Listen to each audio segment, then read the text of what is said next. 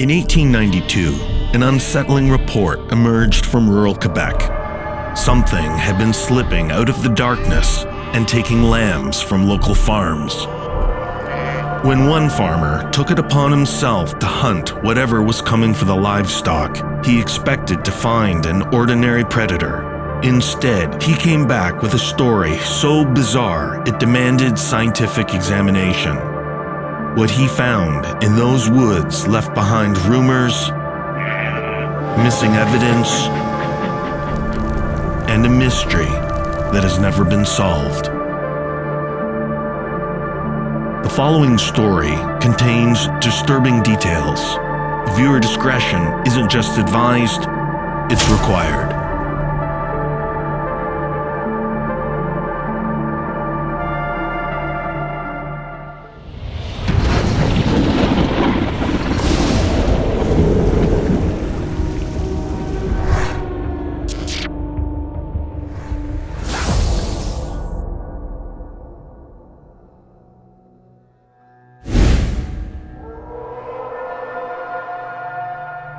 For 2 weeks, farmers around Sainte-Émélie-de-l'Énergie had been losing lambs.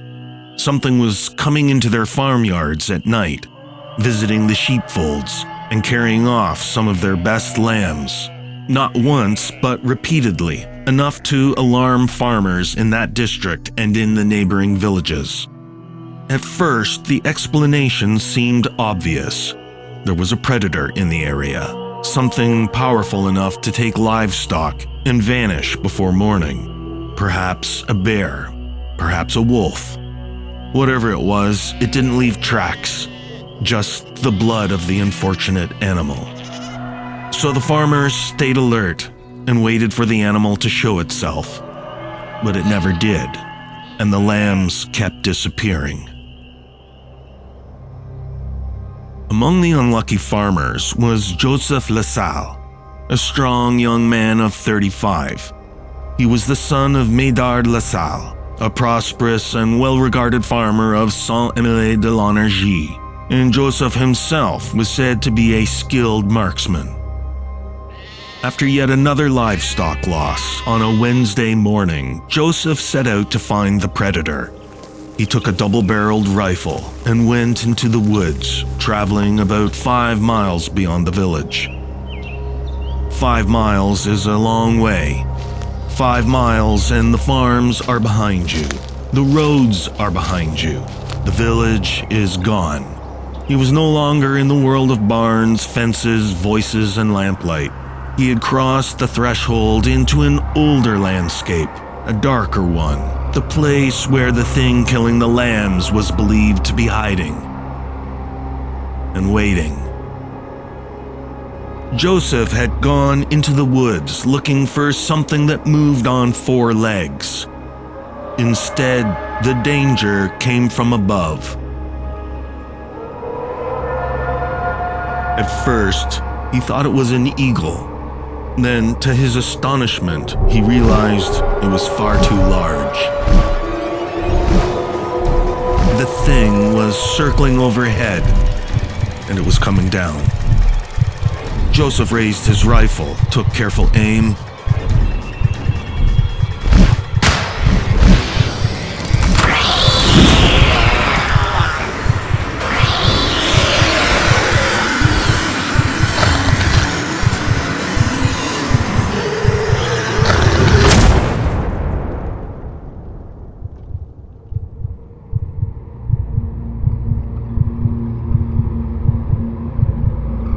Heart racing, Joseph Lassalle stood over the dead creature.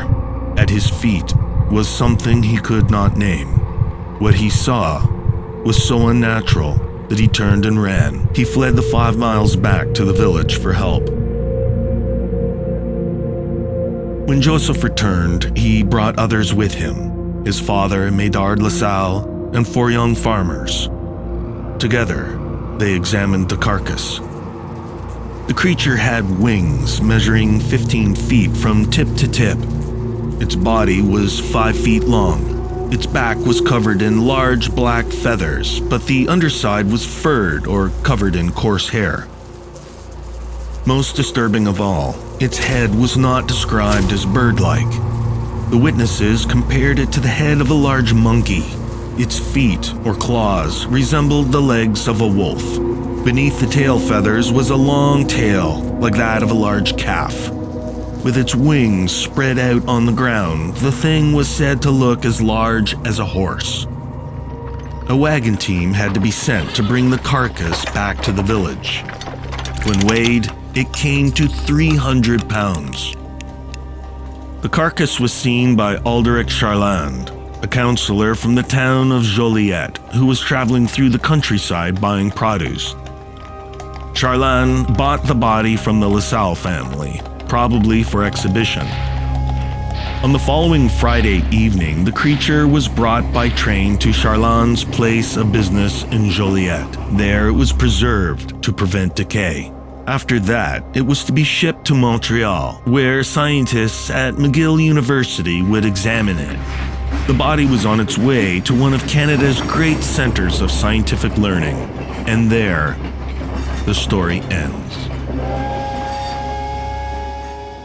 This account appeared in the Illustrated Buffalo Express in October of 1892.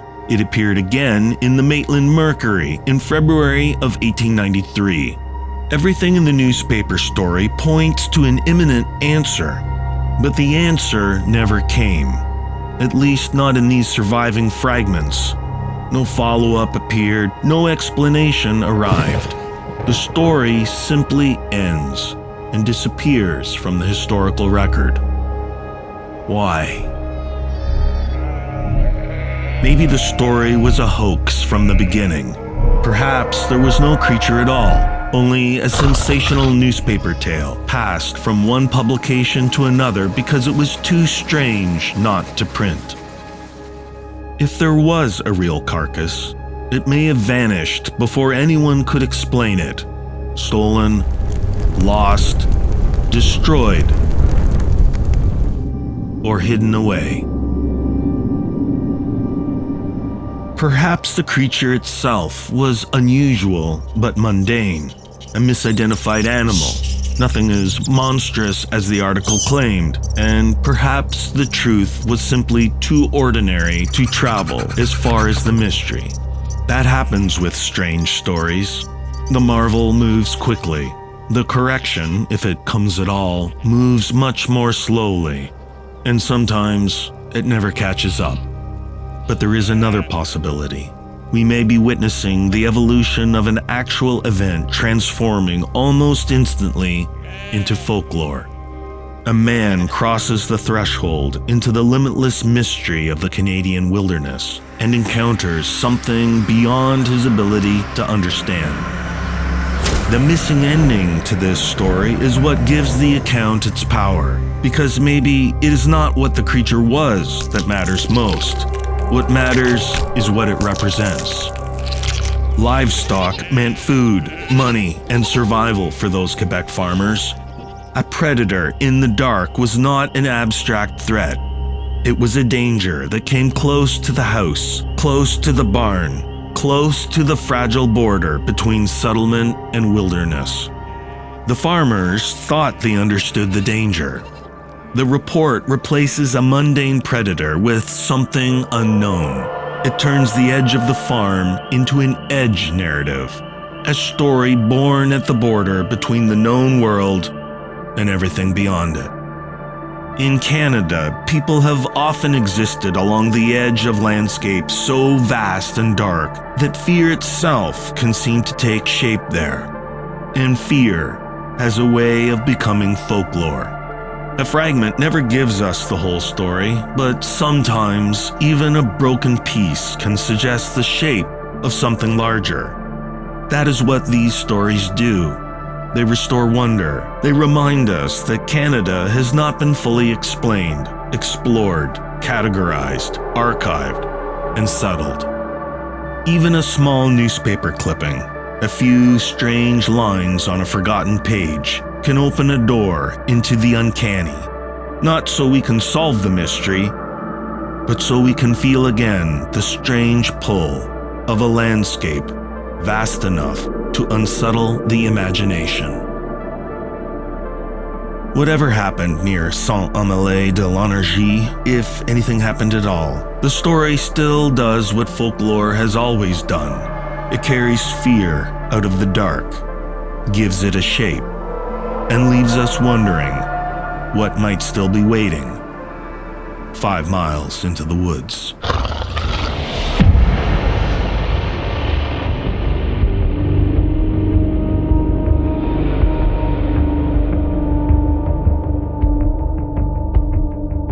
If you've enjoyed this journey into the eerie and strange, consider clicking subscribe and notifications.